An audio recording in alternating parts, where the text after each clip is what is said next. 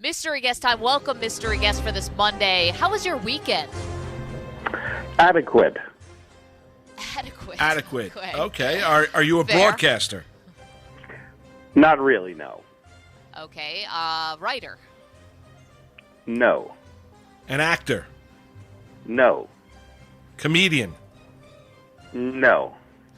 Are you connected to sports? Are you connected to Hollywood? I guess you could say connected to sports in some fashion. And do we Sports in see you some or fashion. hear you every single day? If you're listening and watching, yes, perhaps. You know who this If you're sounds listening- like? It sounds like Eddie Scozzare. Well done. Oh, Eddie! What's going on? Yes, I knew it. Eddie Scozzare. I had him. I wasn't sure when you said adequate. I'm like, man, that's an Eddie Scozzare answer. Yeah. Yeah, that was a giveaway a bit. Eddie Scozzare. Well, no, you could have Oh, my have God. given. Well, the ultimate giveaway would be what would your response be when I ask you how you doing, Eddie? As I must. Yes, that is the ultimate Scozzare giveaway right there. You know what? What's going on, Eddie? Scozzare is the only Yes, person well, that I calls me guess, sister. say again now, Maggie? You're the only person at WFAN who calls me sister. Yeah, probably. That would be another giveaway. So, was Bilotti not available? Is that why we Fliegelman had other plans. Eddie. Okay, now Eddie we talked Scozzare's- to Minko. Sorry, Maggie. We talked to Minko about being able to write a book. The other guy that could be able to write a book would be this guy. Would be Scozzare. Yes, perhaps, but I never would. I know. I asked Dog when he came on if you found out Minko was writing a book on a scale of 1 to 10, how nervous would you be? And he said not very nervous because Minko wouldn't say anything. Eddie, you could spill the beans if you really wanted to on the fan. You know where the bodies are buried. I do. I have even forgotten where some bodies are buried. That's how long and how much I've seen. Because there's bodies buried on top of those bodies. Yes. Well, Scoz, how is it? You're still coming in every single day, right? That is correct. Yes. Now, how is it now? And you've been through. I mean, these times are obviously different than any others. But how is it coming into the studio every single day now under these circumstances? It's eerie. Been through 9/11. That was just horrific, but it was finite within 2 weeks. I wouldn't say back to normal, but a semblance of normal, and there was movement forward. And then Hurricane Sandy, again, that was a very strange week and a half. And the blackout in 03, that was a strange couple of days, and going up to the transmitter side on High Island, that was bizarre. But this is now going on the 3.5 weeks of being the only one in the studio, and it's just it's quite bizarre, eerie, depressing in a way. And your own Chris McMonagle knows the deal. It's very strange being the only one in the building, but someone always has to be on the other side of the glass. Eddie, I think that everyone in New York who listens to the morning show and has listened to the morning show just has to be asking this question. And I want to ask it too. The drops. I mean, they are perfectly timed. There are moments when you bring drops out that people haven't heard in years. You got obviously all the everyday ones. I'm Howie Rose. Google it. All those things that now you can't help but think. But how do you find these drops so fast?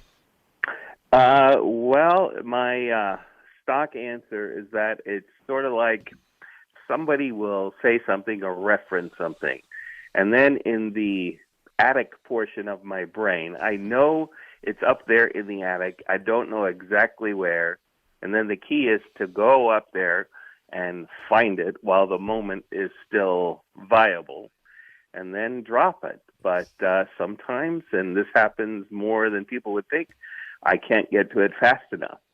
So, that happens, a few times a show, but nobody notices because they're not the ones with the thought in their head. So it makes me look better because I only drop the ones that are timely and that I could remember where the hell they are. There's an art to it, though. Yeah. I guess perhaps a very sort of strange and unique art, I suppose. Well, I mean, the thing is, you are a maestro. You're good, and you've got a great. I mean, Eddie. If you've never met Eddie Scozzare and only heard the name and the drops, and sometimes the way he pokes fun at Boomer in the mornings, and Boomer's way of life. Eddie is as good of a guy as you will ever come across. Yep. Will do anything and everything for you. Salt of the earth. A good man. He was my therapist for basically 4 years when I was producing Mike and Chris on a day in, day out basis, where he still has to send me the bill for that. But Eddie is genuine, real, and you wouldn't find a better person, regardless of where you work, than Scozzare. You're as good as it gets, man. Well, have I passed on and don't realize it yet? No, but I mean, it's true. I mean, Eddie, but the thing is, Eddie, you're right. Because I remember the first time I met Scozzare was this. I was coming in internship program when we had one at the Fan, right? Yep. So internship program, and Eddie basically ran the internship program, yep. Right? But so I'm a junior going to be a senior at Syracuse. This is old Kaufman Astoria Studios. Now, the internship program, two guys did the interviews. It was Scozzare and it was Spitz. And so Spitz was bad cop and Scozzare was good cop. And you'd step into basically this, I would say, what was it, like a 10 by 10 room, which was Spitz's office. It wasn't that big at all. And it was Scozzare wedged in the corner, Spitz behind his desk, and you're sitting there wearing a shirt and tie, nervous as all can be. And Eric basically is being the bad cop, Scozzare's the good cop, and they're talking to you about what the internship and what you needed to do to be an intern at WFAN. That was the first time I ever met Scoz. And then after Eric moved on to bigger and better things, and I took it over by myself, and I used to, my office was basically a closet on top of a sump pump, so I used to have to take people back into the old one of the old studios and do the interviews there. But many of our current staffers and past staffers have come through the internship program. So it's something that I'm sad it sort of has changed and it's no longer under my control, but something I'm very proud of. Okay, Eddie, let's go to all-time memorable days. You ran through some of the sadder days and some of the tougher days, but in terms of happier times, but just memorable days at WFAN, are there a couple off the top of your head where you're like, man, I will never forget when that happened? Yeah, well, and sadly, it's those three I mentioned were quite memorable, and it's really not sort of the day-to-day and the sort of, fun times. It's the... For me, I don't know why, but it's the Imus's last day. That sticks out in my mind. When that whole thing, that just changed the whole nature of the radio station. And then when the news about Craig Carton getting arrested, that was a unique and weird day. Those are the ones, sadly, that really stick out to me. Not sort of the happy fun times, but and I don't know why that is. Maybe it's just my darker side, but those are the kinds of days that really have the lasting memory. Because in a way, maybe it's because most days at the Fan are just sort of a ball and a blast, and they're fun, and that's 99% of the times there, because it's such a fun and unique place to work. That the things that stand out for me are the things that break away from that, sort of funhouse, good time place that it is, are really the really weird, unique, and somewhat sad events. Eddie, and I think that we, it's not often that we kind of like go seriously behind the scenes of sort of how the sausage is made at WFAN, but I think that someone who deserves a really big shout out is Giannotti. I mean, he walked into what is an incredible opportunity, but that's not an easy opportunity, and it was, a morning show where you guys obviously had a lot of good chemistry, and then this unfortunate thing happens with Craig, and Giannotti has done such a good job of just continuing on what is the most entertaining morning show anywhere in this country. And that is like not easy, and you've had a front row seat for it. But I think that Greg deserves a lot of credit there because it's just a tough. Believe me, I understand about filling tough shoes, but he did it in a different way. And that show, you guys are having a blast, and it was like seamless, and he's just doing a great job. Yeah, he really, the only one who we had a deep and lasting relationship with prior was myself, because he was one of my former interns. And quite honestly, everybody else, Boomer, Al, Jerry, they all hated his guts at first. I'm kidding. But no, he was... But not you, Eddie. he was really my pick of viable candidates as soon as it sort of happened. But he was not the front runner at first, but he got a chance to do a few shows, and they were terrible. And then there was a day that he was sort of thrust into the show last minute for I forget what reason, what other guest host couldn't do it, and that was the day that sort of was the tipping point for Boomer, and then he won Al over pretty quickly. Boomer took the longest, of course, but that's natural because he's Boomer's in there with him. He's got his name on the show, but I think there are ways in which the show will never be the same as how it was with Craig, but there are ways that, Boomer and Carton could never be what Boomer and Gio are. So hopefully it's good enough for people, and I think perhaps we brought back more of the fan core audience who maybe wanted a little more sports, and hopefully we kept some of the Boomer and Carton audience. Yeah, certainly have done that, and Gio deserves all the credit. Eddie, you mentioned, Imus. What was your relationship with Don? Because you worked on that show for a period of time too, correct? You were fill-in for Lou, right? Yes, I was the only approved fill-in board op for Lou Rufino, and then I was the board operator for what they used to call the Best of Imus as well when he used to go on vacation, and I got on the Christmas bonus list back somewhere in the mid-'90s. And the first time he gave me cash in a card, and the card said, "Eddie, there's a lot more where this came from, but you won't be getting any of it." But I did manage. I think I was just sort of on the list, and then I got a check every year. It was a very nice little Yuletide joy for myself. Were you sad, Eddie, the way it ended for Imus at the Fan? Oh, it was terrible. Yeah, I was there the next day. I was the on-the-air studio producing for Imus during the radiothon when they fired him. Basically, I was on the phone actually with Boomer, telling me he was going to come on with Imus as a guest for the radiothon, and then all of a sudden I get the call, Imus has been fired, and I had to go pick Boomer back up on the phone and said, yeah, Imus has been fired. We're not going to put you on right now. And then as Boomer tells the story, about 2 minutes later, Joel Hollander called him to see about maybe moving forward with him. But, yeah, and then when Imus came back that day, it was just terrible. Just the way he walked into the newsroom, sort of gather his stuff. It was just, quite sad. And that whole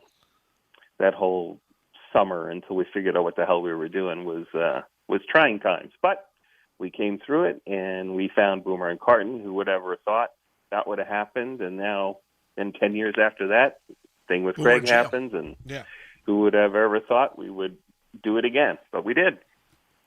I guess on a scale of 1 to 10, were you shocked when Mike and the Mad Dog broke up, or no? No, I was just sad that, they just finally blew it up, to quote the end of the Planet of the Apes, the original one.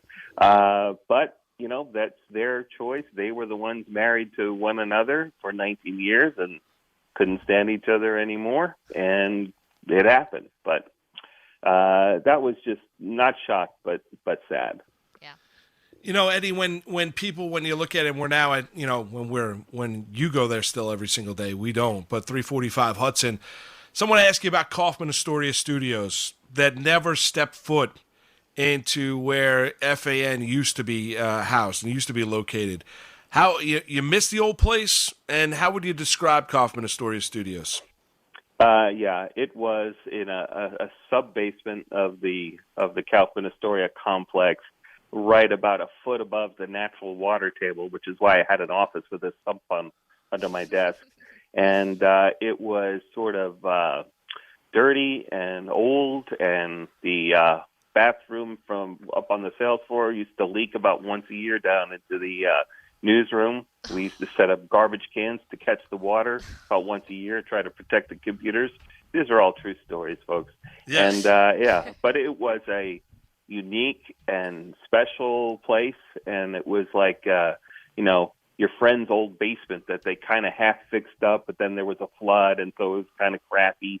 That was WFAN's Kaufman Astoria Studios. What a joyous You miss it, Eddie? In some ways, yes, because I think when we moved to Manhattan, part of the character of the station was lost. But, all good things. Eddie, because you've been a fixture at the Fan for so long, and because, I would take your taste, radio inside and out, right? If someone out there is listening as an aspiring talk show host, what would you tell them about what it takes to be in this business? Well, I can bring up Eric Spitz once again. He created something. Well, I don't know if he created it, but he used it all the time, so we'll give him credit. The poke scale: passion, Yes. opinion, knowledge, entertainment, and which is the most important letter. And if you can score a 10 in the passion, the opinion, the knowledge, but if you score a 1 in entertainment, none of the other stuff matters. So entertainment really is the paramount thing. So, you have to get your tapes out there and just see if someone gets hooked. And if they ask for more, then you're on your way. Eddie, a huge sci-fi fan. What are you doing here? You've got a little bit more free time for yourself, right?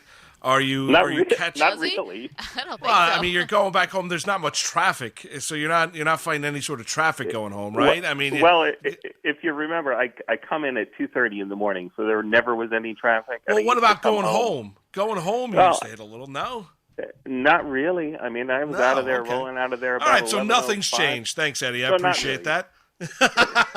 Are you catching up on? Are you play along here, Eddie? All right, will you for a little bit? Well, Would you? Yeah, go ahead. I'll say this: the weekends are quite different because there's nowhere to go, nothing to do, no one to see. So I have taken to going on 3 and 4 mile walks with the wife and the 3 dogs, and just sort of exploring my adjacent neighborhoods. And that's really been the extent of the difference for me. Are you still as big of a Star Trek fan as you used to be? Oh, absolutely. Wife and I just and I'm making the L on my forehead right now. We just started rewatching the Star Trek: The Next Generation, because we had watched a bunch of the episodes in preparation for watching the CBS All Access show Star Trek Picard. And then once we finished that, yes, loser, I went back. We decided to go back and watch all of the Next Generation in order. Well, that should get you right through to football. Eddie, Eddie's got, I don't know if I've ever seen you in a shirt that's not tie-dyed. Massive Dead fan. Obviously Star Trek. Huge dog lover and dog trainer. But getting up at 2:30 or getting to work at 2:30 in the morning, Eddie. I mean, can you ever get used to that when you're on sort of the opposite schedule of the world? No, you never get used to it. I've been doing it now, this shift, since 2007, and I will say you never get used to it. You just sort of live with it. Scoz, are you still training seeing eye dogs or no? No, we stopped that a few years ago when we had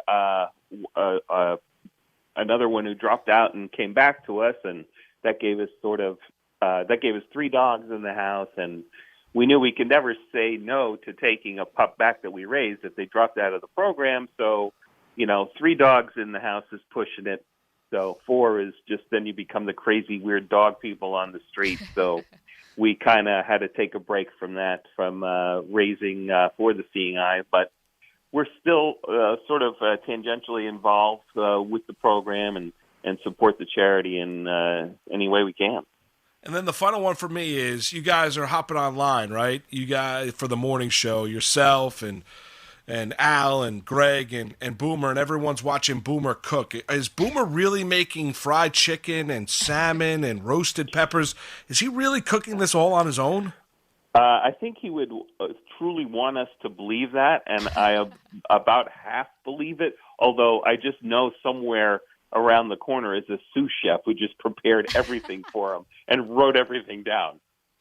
Yeah, well, no, I mean, no, I think Boomer's one of those guys who's good at everything. I really do. I think he's one. When of he's those got the people... cast iron skillet making homemade fried chicken on a Thursday night, that's a little hard to believe when I'm watching Boom. Yeah, kind of. But he's got such a bougie stove. Did you see that stove? Oh my God! Yes, the stove's probably worth more than my life. 100%. He's got a water spigot on his stove in case you have to fill up a big pot. God forbid you lift it from the sink like every other schmuck.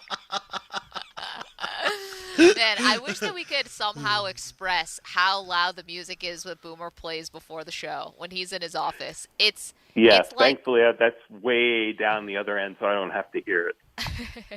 Yes, it's a 10. It's a 10. But I do think that Boomer is just good at everything. I think he's one of those people that's just he just has a lot of talents. Throwing a football was one of them. Talk show host, definitely another. Broadcasting for sure. But he's just one of those guys that's good at everything. Frustrating or not, he's just good at everything. Yes, not only did he win the DNA lottery, he also then has parlayed that with his smarts and savvy into about 16 other careers. Not just that, but also I'll give Boomer credit for this. When we had Lucas, the first gift that arrived at our house, I'm saying before family, before friends, the first gift for my child was from Boomer Esiason. It was amazing. He had the gift ready to go. The guy's just good at everything. He's just what we should all aspire to be. Or his staff is. Whatever. He's This goes, either good or he has good help.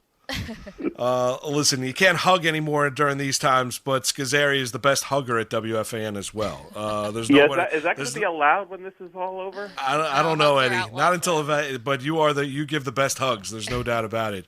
Hey, Scoz, we appreciate you hopping on and being our mystery guest today. And yes, Bilotti was not available. Thanks. Thank you, Eddie Scozzare. Bye. So funny. Let's see, Eddie. Eddie's one of those great guys. He really is, Yes, he is. It's like the je ne sais quoi. I don't know what it is. There's something about him. It's just, you trust him, He's just the safety net at the fan. Yeah, he is and I was speaking and waxing poetic. He is take it for my word, he's as good of a guy as you would come across. He's great. He'll listen. He'll sit there. I went through some things, and he was always there for me in my life personally. I'm not even talking about career-wise. So Scozzare is, a lifelong friend, and is one of those guys where, you might not talk for 2 or 3 months, and you can pick up right where you left off. So salt of the earth, good guy, does a great job on the morning show. I mean, that morning show, as you mentioned, Maggie, is very, very entertaining. They care about one another. Gio stepped into a tough spot and did has done a remarkably good job. So they deserve all the credit, and Eddie adds a lot to that morning show, so he deserves credit too. Oh, hell of a sense of humor with those drops. No doubt. And now Very it's funny. like those are the kind of things, and I think I speak for everyone in New York. Like whenever I hear Howie Rose, in my head it's just like, I'm Howie Rose because of that drop that's been going on for so many years. Anytime I say Google it, I can't say it in a regular voice. I have to say it in the Al Dukes voice. It's just, now it's become like part of the fabric of New York. But we really appreciate Eddie Scozzare. That was a good one, Mom. Yeah, and you Thank mentioned the gift for when Lucas was born, right? And my wife reminded me, first gift that we got was from Boomer for Jackson, our first son. First gift. He's right on target, Crazy. man. Boomer's good at He everything. is. He doesn't miss a beat. He really doesn't. And makes a hell of a fried chicken.